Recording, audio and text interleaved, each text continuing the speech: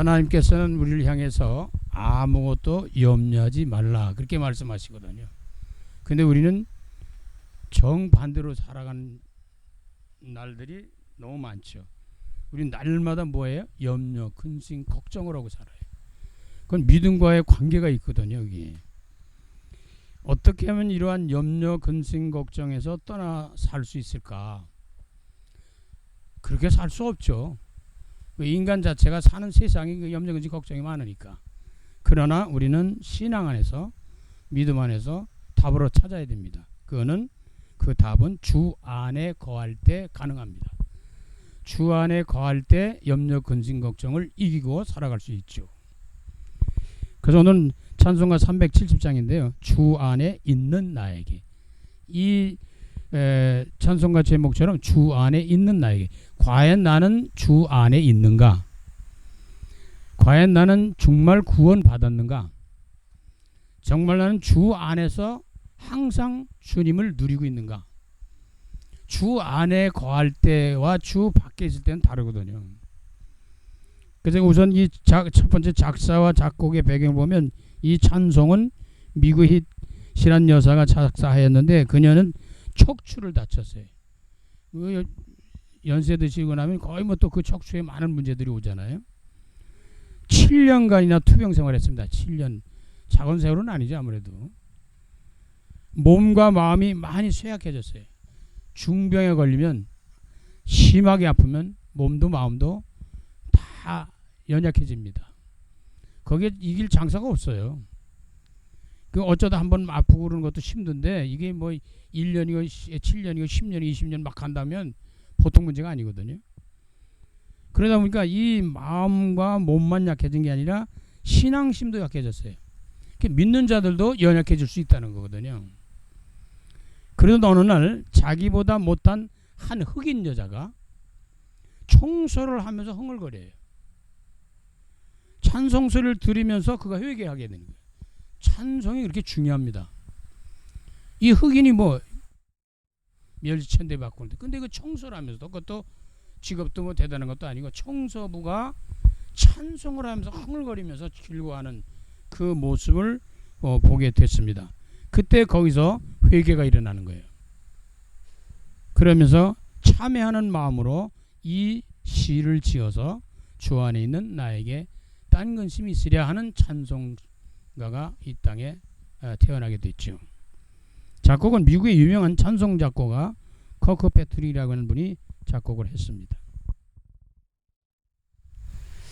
우리가 종종 이렇게 나는 불행해, 나는 행복하지 못해, 나는 아무것도 없어, 나는 아파, 이런저런 거 얘기할 수 있고 우리 그런 상황을 부닥칠 수 있잖아요. 그런데 우리가 조금 전에 말씀드린 것처럼 내가 주 안에 있느냐 없느냐에 따라 이게 달라요. 그럼 가사를 한번 보겠습니다. 이분이 가사를 지을 때 어떤 믿음으로 기도함으로 또 하나님의 은혜 속에 어떤 가사가 나왔는지 봅니다. 1절입니다. 주 안에 있는 나에게. 이게 키예요. 이분이 이 흑인의 그 청소부가 흥얼이며 찬양하는 그 속에서 은혜를 받고 회개하고 다시 말하면 쉽게 말하면 예수를 진짜 믿은 거죠. 주님을 내 마음에 모신 거죠. 회개했잖아요. 주 안에 있는 나에게. 이때부터 변화가 일어나는 거예요. 주 안에 있어야 되는데 난 주 밖에 있었던 거예요. 교회 다니면서도 주 밖에 있는 사람 많죠. 믿는 사람들도 주 밖에 있는 사람 많아요. 말은 믿는데 실제 안 그렇거든요. 그러면서 어떤 문제가 오고 그러면 하나님을 원망하고 환경 탓하고 뭐 막 이렇게 말합니다. 주 안에 있는 나에게 이렇게 나왔는데 그 다음에 답을 내왔어요. 딴 근심이 있으랴. 모든 해결자이신 그리스도 예수가 나와 함께 계신데 무슨 걱정이 있겠느냐. 이제 이게 변화된 모습입니다. 저와 여러분이 주 안에 거할 때 이 문제에 답이 오는 거거든요. 그러면 이 주 안에 있는 나에게 딴 근심이 있으랴. 왜 근심이 없겠어? 있는데 그거 해결 답이 주 안에 있으면 되는데 그게 십자가 밑에 나가 내 짐을 풀었네 그랬어요. 그때부터 내가 십자가 밑에 나가서 골고다산에서 내 모든 짐을 다 내려놓는 거예요. 수고하고 무거운 짐진 자들아 다 내게로 오라. 내가 너희를 쉬게 해주겠다. 그냥 우리는 주님 앞에 나오면 되는데 안 나오거든요. 주님 앞에 기도하면 되는데 안 하거든요. 주 안에 거만 되는데 우리는 자꾸 밖으로만 나가거든요. 탕자도 아버지 품깃을 받아가지고 다른 데 가버리는 거예요. 아버지 품에 있어야 행복한 거거든요. 주 안에 거할 때 행복한 거거든요. 내 짐을 풀었네. 여기에 근심 걱정 염려 많은 거 있지만은 이분은 뭐가 있어서 척추로 고통을 당했거든요. 몸에 심히 아팠단 말이에요. 7년 동안 죽을 고비를 겪은 거죠. 그래서 그걸 내려놓은 거예요. 하나님 앞에. 내가 애쓰고 힘쓰고 뭐 이렇게 해도 안 되니까 하나님 앞에 내려놓은 겁니다. 2절 보겠습니다. 그랬더니 그 두려움이 변하여 염려 근심 걱정만이 아니라 두려움 공포가 오잖아요. 죽을 것 같잖아요. 순간적으로 죽을 것 같잖아요. 근데 그런 두려움이 변해버렸어요. 근심 걱정이 사라졌다는 얘기도 되고요. 그의 두려움이 엄습해왔던 것이 변화가 일어나는데 그게 기도로 바뀌었다는 거예요. 이 말을 보면은 우리의 인생의 문제는 뭐가냐? 기도의 제목이다. 하나님이 응답하시고 하나님이 역사하시고 하나님 증거 주셔서 너희들이 나가 증거해라, 증인되라, 그런 얘기거든요. 그 두려움이 변하여 기도가 되었고 전날의 한숨 변하여 팔자 타령 운명 뭐 사주팔자 일 속에 빠져가지고 아유 내 팔자 왜 이러지 이런 사람들 많거든요. 거의 다 뭐 한 번이라도 안 해본 사람은 없겠죠. 물론 잘 나가는 사람도 있지만 그러나 그렇지 않아요. 우리가 겉으로 볼 땐 다 잘 나가는 것 같아도 어느 날 그 사람도 심각한 문제에 봉착하게 된다는 걸 알 수 있게 됩니다. 전날의 한숨 변해 이제는 내 노래가 되었네. 이 기쁘고 즐거운 뭐가 나요? 노래 나오잖아요. 우리는 기쁘고 즐겁고 은혜가 된 뭐가 나와요? 찬송이 나오게 돼 있다고요. 찬송이 살아야 돼. 찬송 중에 거하시는 하나님이 그랬거든요. 그냥 그 사람이 찬양을 많이 드린다고 하는 정말 중심으로 드린다면 하나님이 함께 한다는 증거 중에 하나입니다. 찬송 중에는 어떤 역사가 되냐? 병든 자가 치료받습니다. 악신이 떠납니다. 귀신이 떠납니다. 악령이 떠난단 말이에요. 그럼 우리는 진짜 은혜를 제대로 못 누리는 거예요. 주 밖에 있기 때문에. 주 안에 들어와서야 이게 은혜를 잘 누리는데, 자 그러면 3절 봅니다. 내 주는 자비하셨어. 우리 때려 죽여도 시원치 않죠. 그런데 하나님은 은혜를 베푸시고 자비를 베푸시고 불쌍히 긍휼히 여기셔서 우리에게 은혜를 주시는 것이죠. 그냥 어느 정도 우리를 사랑하시고 우리를 불쌍히 여기냐? 독생자 예수 그리스도를 우리에게 주시기까지 그렇게 사랑하시고 불쌍히 여기시는 것이죠. 내 주는 자비하셔서 늘 항상 함께 하시는 거예요. 늘 함께 하신다. 임마누엘, 임마누엘 성령 충만. 과거에도 그랬고 현재도 그랬고 미래도 계속 하나님은 성삼위 하나님 우리와 함께 하신다는 거예요. 이걸 누리는 것이 신앙생활입니다. 내 궁핍함을 아시고 나만 어렵고 힘든 게 아니라 많은 사람들이 어렵거든요. 많은 사람들이 부자 같지만 그렇지 않아요. 부자도 걱정 많지만 어쨌든 우리의 궁핍함을 아시고 우리의 필요함을 아시고 우리가 간구하고 기도하기 이전에 이미 다 알고 계신 거거든요. 그럼에도 불구하고 왜 기도하시려냐? 기도해야 응답이 오면 이게 내가 기도 이렇게 응답하시거나 이걸 알지. 기도 안 하면 잘 그걸 몰라요. 와도 응답이 와도 이해가 안 되고 자기가 뭐 어떻게 해서 된 줄 알거든요. 내 궁핍을 아시고 어떻게 해요? 늘 채워주신다. 자, 주 안에 나에게는 근심 걱정을 어떻게 해요? 주님 앞에 나와서 내 무거운 짐을 근심 걱정을 풀어놓으라 그 말이에요. 기도하라는 거죠. 쉽게 말하면. 그 다음에 이 2절에는 무슨 내용이냐면 그런 것이 있던 것이 변해가지고 새 사람이 되는 거예요. 새로운 삶으로 변하고 새 사람으로 변해서 어떠냐? 한숨의 노래가 되었다. 그 다음부터는 흥얼거리는 거죠. 세상 사람들은 뭐 세상 노래 하겠죠. 근데 세상 노래 가지고 만족하지 않아요. 세상 노래는 인간을 타락할 수 있는 길로 자꾸 끌어갑니다. 그러나 찬송은 인간을 영적인 존재로 만들어 가시고 변화시켜 가며 하나님의 사람으로 살아갈 수 있도록 그렇게 역사를 하십니다. 자, 그러면 3절간 보겠습니다. 내 주는 자비하사 늘 함께 계시고 내 궁핍을 하시니 늘 채워주시는데 부족한 것 같은데 채워주셔요. 근데 뭐 그렇지 않아요. 그런데 우리의 욕심 많아서 그래요. 탐심과 욕심은 뭐예요? 우상 숭배예요. 하나님이 우리의 필요함을 따라 채워주시는 거예요. 그래서 이스라엘 백성들이 애굽에 나와서 가나안 땅을 들어가기 전에 광야를 거쳐갔잖아요. 그들이 먹을 것이 없을 때 하늘에서 만나를 내려주십니다. 만나를 내려주는데 그걸 만나를 한꺼번에 왕창 준 게 아니에요. 매일매일 떨어진 만나를 아침에 나가서 새벽에 나가서 거둬들이는 거예요. 이 말은 뭐예요? 매일매일 하나님이 위로 준 은혜를 받고 살라는 거예요. 그게 더 중요한 거예요. 자, 지금 돈 엄청나게 많다가 다 없어져 버리고 고생하는 것보다 어떤 면에는 매일 하나님의 은혜 가운데 부족함이 없도록 늘 채워주는 게 더 복 있는 겁니다. 굉장한 집을 가지고 자동차 가지고 뭐 어쩌고 하냐. 좋죠. 근데 어느 날 그게 다 날아갔다고 가정을 해보세요. 근데 어느 사람은 계속 하나님의 은혜로 매일 부족한 것 같지만 매일 채움을 받고 살아간단 말이에요. 누가 더 복이 있겠어요? 매일매일 은혜 가운데 하나님의 은혜 속에 채워줌 받고 살아가는 사람이 더 복 있는 사람입니다. 이걸 깨달았는데 이게 욕심 부리는 사람, 세상적인 사람은 그게 안 돼요. 영적인 사람은 이게 가능합니다. 그러니까 10,000원 버는 사람도 10,000원 갖고 살고요. 1,000,000원 버는 사람 갖고 1,000,000원 갖고 살아요. 어쨌든 간에. 그런데 그 속에서 만족하고 행복을 누릴 줄 아는 사람이 복 있는 사람이에요. 그 사람이 누구예요? 주 안에 거하는 사람이다. 그 말이죠. 주 안에 가면서 그에게 기도하고 인도받는 사람인데 매일 채워주는데 4절 내 주와 맺은 언약 이게 중요한 거예요. 하나님과 인간과의 계약 약속입니다. 내 주님과의 약속입니다. 선악과 따먹지 마라. 그럼 죽어. 그거 따먹고 그 인생이 이렇게 파멸로 가는 거 아니에요? 하나님이 약속을 받으면 그 약속은 반드시 성취되고 이루어지기 때문에 무엇보다 중요한 것은 하나님과의 계약입니다.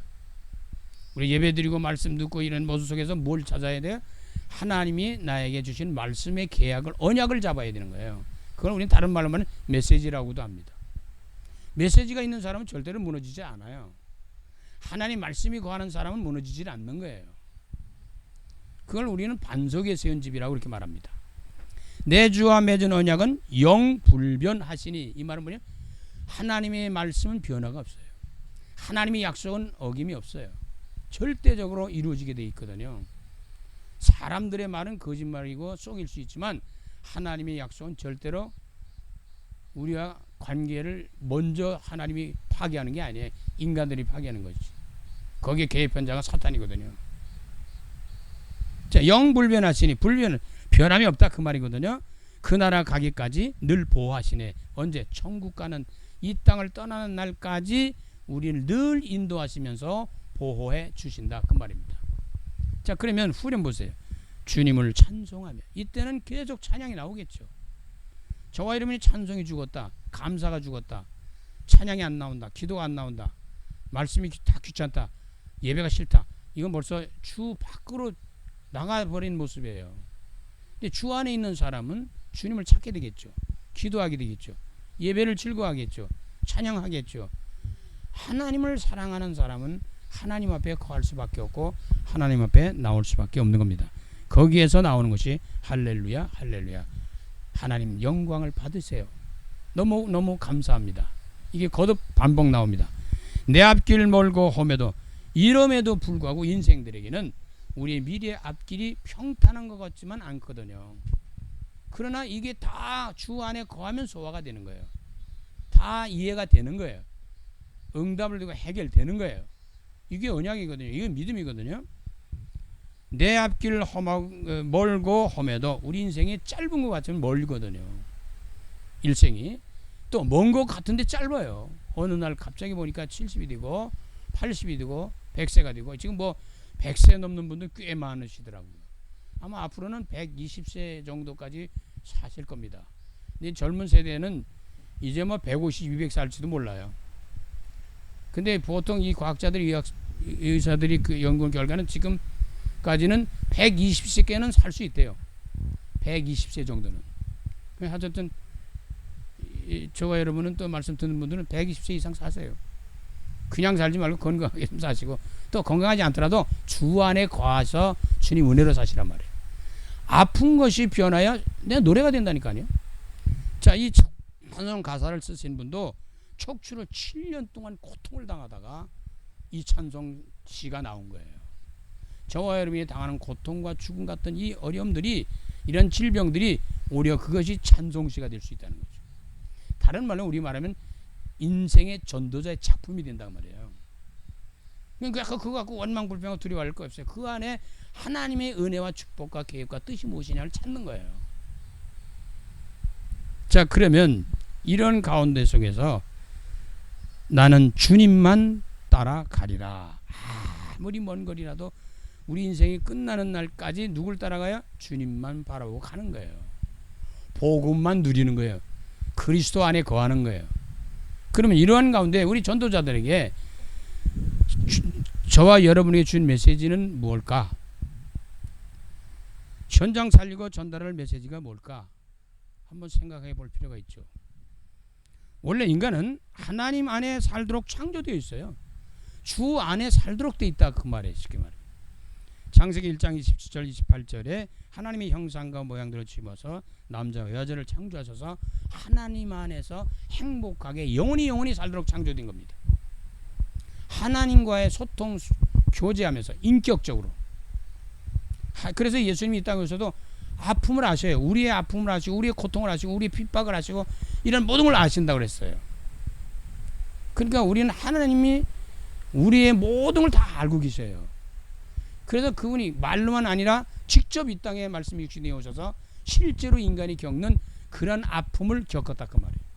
그래서 우리를 도우실 수 있다는 겁니다.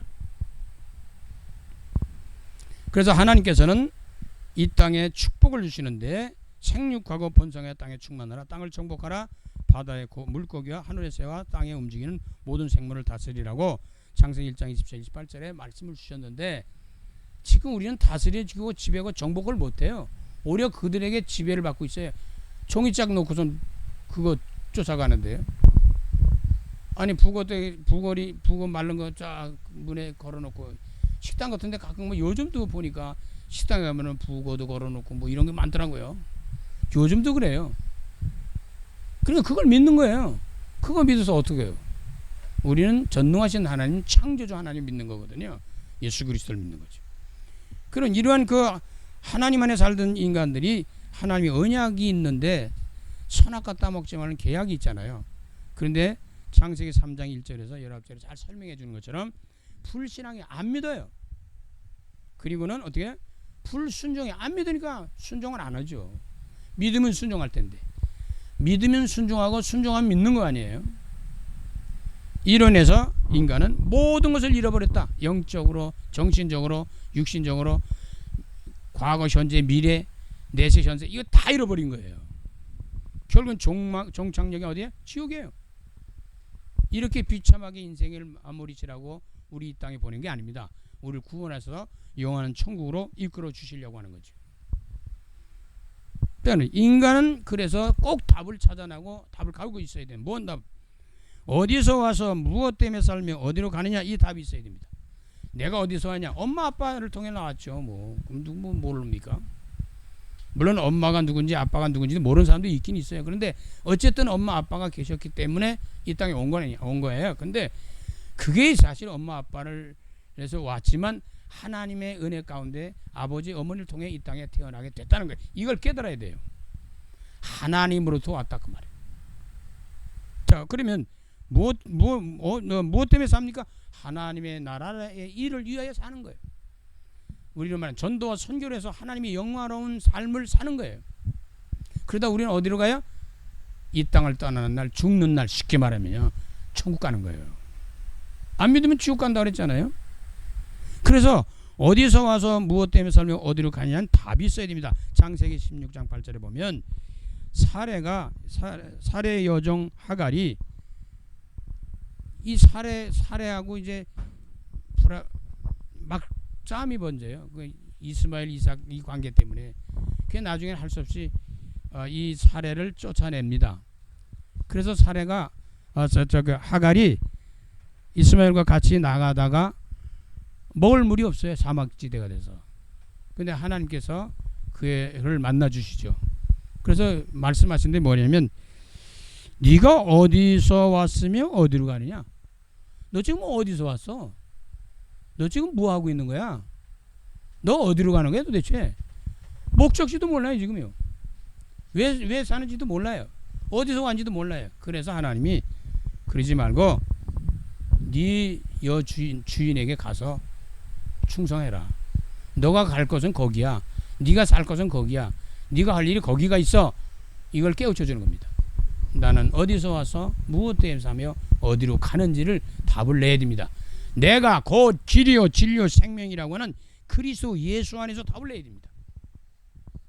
예수 그리스도는 참된 구원의 길이요 진리요 생명이다 그 말이에요. 요한복음 14장 6절에 예수께서 이르시되 내가 곧 길이요 진리요 생명이니 나로 말미암지 않고는 아버지께로 올 자가 없다. 우리는 영원한 생명의 길이 그리스도 예수입니다. 천국 가는 일이 그리스도 예수입니다. 정말로 하나님 만나는 길이 그리스도 예수란 말이에요. 그리고 진리가 그리스도 예수예요. 사는 길이 그리스도 예수란 말이에요. 여기에 대한 답을 확실히 가져야 되는 거예요.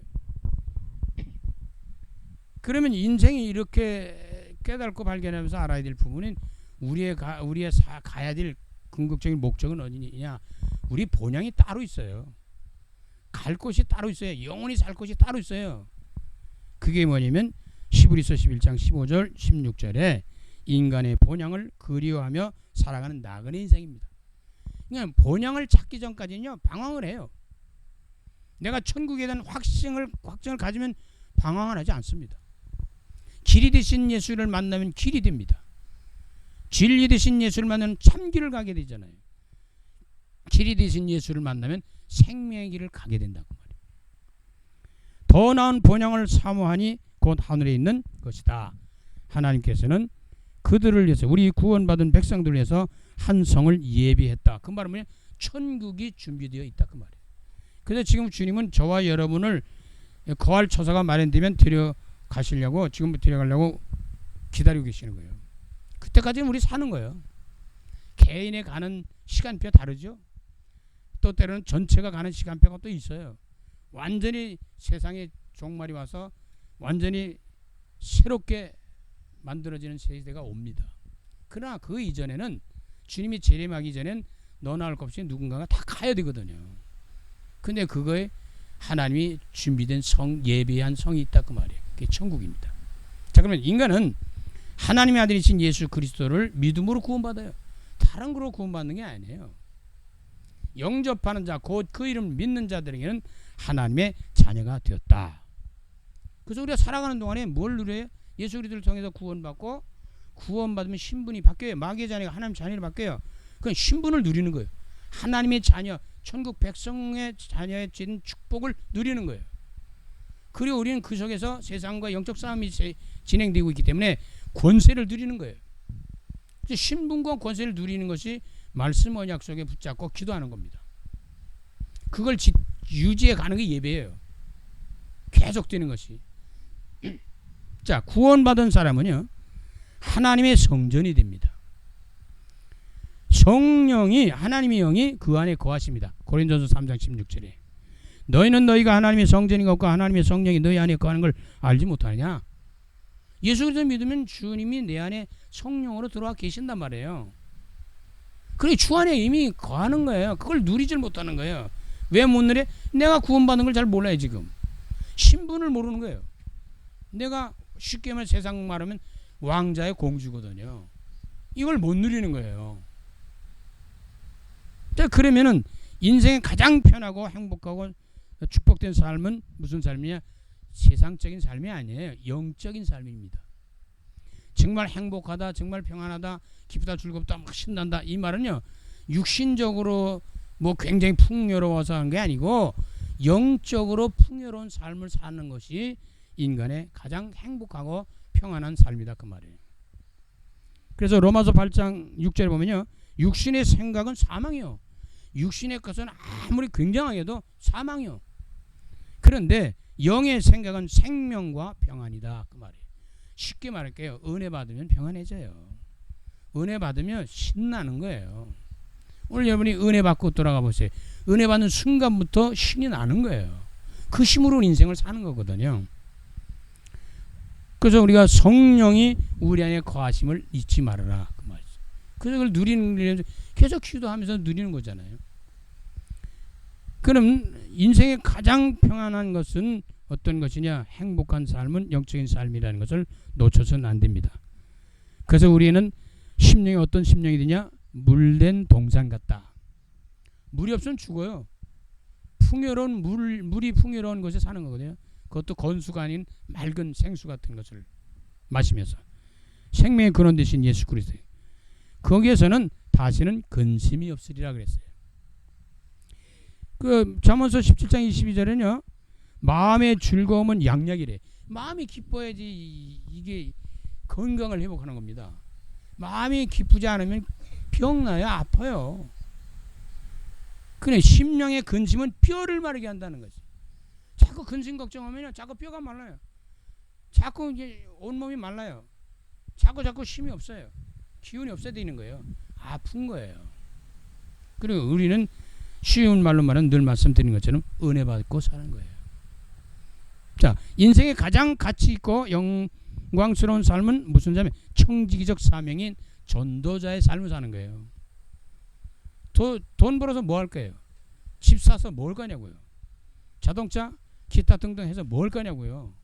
결국 이 땅 떠나잖아요. 억만금을 갖다 쌓아놨다가 이 땅 떠난 거예요. 그게 내 겁니까? 내 거 아니에요. 우리 이 땅에 주신 것을 누리는 거예요. 자, 그러면 이러한 그 가운데 속에서 우리가 인생을 살아가는 가운데 청지기적 사명을 놓치지 말아라 그 말이죠. 그래서 이사야서 6장 8절에 가보면요, 주님께서 하나님이 말씀하십니다. 주께서 이르시되 내가 누구를 보내냐? 할 일이 많은데 일꾼을 지금 보내야 되겠는데, 일할 사람을 보내야 되겠는데, 그러니까 누가 우리를 위해 갈고 그렇게 탄식하는 거예요. 하나님이 누구를 보내줄까? 누가 갈까? 이러고 있는데 이사야서가 뭐라고 말하냐? 내가 이르되 내가 여기 있나이다. 나를 보내주세요. 내가 하겠습니다. 교회에서도 헌신할 때 내가 하는 거예요. 충성하고 봉사하는 거 다 내가 하는 거예요. 남이 하는 거에 아니고 내가 하는 거예요. 내 일 내가 하는 겁니다. 그래서 나를 보내주소서. 이것이 하나님이 원하시는 믿음의 신앙인들의 참 모습이다, 이렇게 볼 수 있습니다. 그래서 사도행전 1장 8절에 오직 성령이 너에게 임하시면 너가 권능받고 예루살렘과 온 유대와 사마리아 땅까지로 내 증인이 되리라. 성령 충만은 성삼위 하나님이 계시면 그리스도 예수의 그 복음의 증인으로 살아갈 수밖에 없어요. 청지기적 사명을 감당할 수밖에 없는 거죠. 그렇게 살게 돼 있어요. 그래서 사도행전 5장 40절 초대교인들은 뭐였어요? 성령 충만하고 나니까 마음을 갖지 오로지 전혀 기도에 힘써서 사도행전 2장에 성령 충만 받으니까 어떻게 했어요? 나가서 증거하는데 뭔 증거했어요? 사도행전 5장 42절 그들이 날마다 성전에 있든지 집에 있든지 예수는 그리스도다 라고 하는 것을 가르치고 전도하기를 쉬지를 그치지를 않았다, 그렇게 설명합니다. 이게 하나님 원하시는 삶입니다. 어떤 면은 모든 것을 다 복음 증거를 위해 헌신해야 되는 거예요.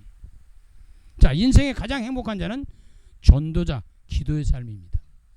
전도자 성령 충만한 거거든요. 기도의 삶을 누려야 돼요. 24시 기도를 누리는 거죠. 하나님의 시간표와 역사 시간이 오죠. 그러면 영원한 것으로 우리 인생의 작품을 남기고 가게 됩니다. 그리고 인생의 가장 행복한 자는 누구예요? 언약의 말씀의 여정을 가는 거예요. 전도자의 여정을 간다면 말씀의 언약이 성취되는 여정을 가는 겁니다. 다시 다루면 사도행전 6장 4절에 초대교인들 속에서 봉사관계 때문에 문제가 와가지고 있을 때 사도들이 그렇게 말씀했어요. 사도행전 6장 4절에 우리는 오직 기도하는 일과 말씀 사역에 힘쓰겠다. 이거는 주의 정도는 두말할 필요가 없잖아요. 기도하고 말씀 전하는 거 위에 다른 게 없어요. 그래서 어떤 면은 목사님들은 성경 많이 보고 기도하는 것 위에 다른 게 없다고 볼 수 있어요. 그 속에서 다 나오는 거니까. 근데 이게 주의 정도만 그런 게 성도들도 마찬가지예요.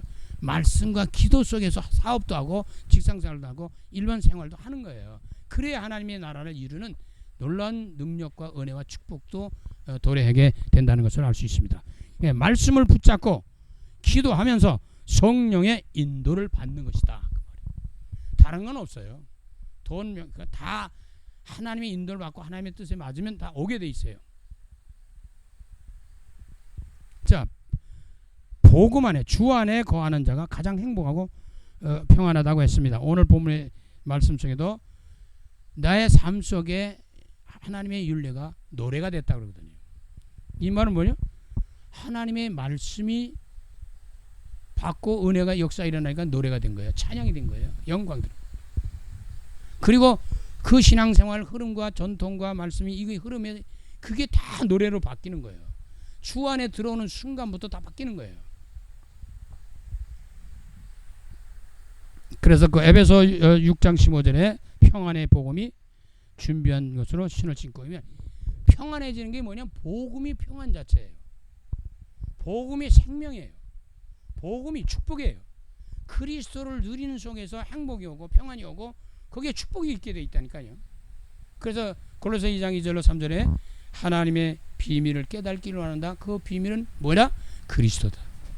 그리스도 안에 모든 지혜와 지식과 보화가 감추어 있다 그랬어요. 거기에 다 있다니까 그리스도 안에. 근데 사람들은 그리스도를 말하면 이상하게 생각하는데 아니에요. 그리스도를 누릴 줄 알아야 돼요. 예수가 그리스도란 사실을 가르치고 전도할 수 있는 이런 영안이 열린 사람, 이런 믿음과 언약의 답이 있는 사람이 축복받은 사람입니다. 자, 그러면 로마서 14장 17절에 가보면요, 하나님의 나라는 먹는 것과 마시는 것이 있는 게 아니야. 지금 뭐 맛있는 거 먹으러 다니는 사람 많잖아요. 그건 나쁘다고 얘기하는 게 아닙니다. 거기에 있는 게 아니에요. 관광이요 많이 다닙니다. 얼마나 좋은 데가 많은지 몰라요. 우리나라만 해도 너무너무 좋은 데가 많아요. 근데 외국에 나가면 상상을 초월한 좋은 데가 너무 많아요. 그거 가서 나쁘다는 얘기 아니에요. 그러나 하나님께서는 하나님의 나라는 먹는 것과 마시는 것이 아니고 오직 성령 안에 있는 의와 평강과 희락이다 그 말이에요. 그리스도의 의, 복음의 의, 하나님이 주시는 성령 안에서 주시는 평안, 정말로 하나님이 함께하는 가운데 성삼위 하나님 주시는 기쁨, 은혜를 누리는 거 아니에요?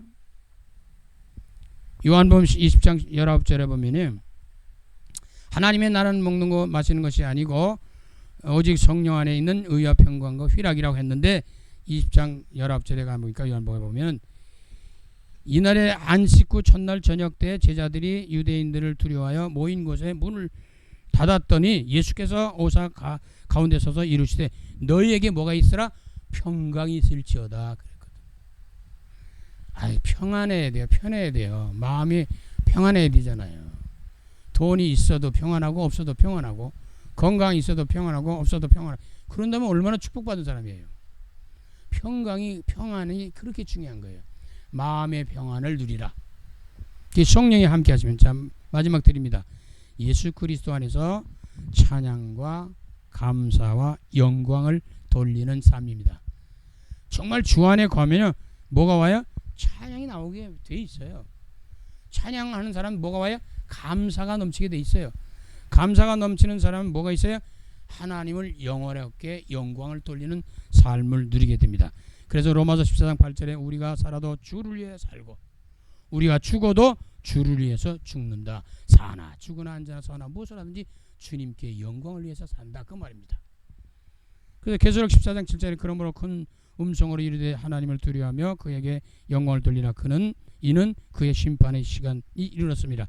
하늘과 땅과 바다의 물들의 근원을 만드신 이를 경배하라. 하나님을 경배하기 위해서, 하나님을 섬기기 위해서, 예배드리기 위해서 하나님을 안에서 거하는 겁니다. 하나님 안에 모든 답이 있습니다. 주 안에 거하면 근심 걱정이 없는 게 아니라 그게 자꾸 사라집니다. 그래서 이 찬양을 많이 한 주간 드리세요.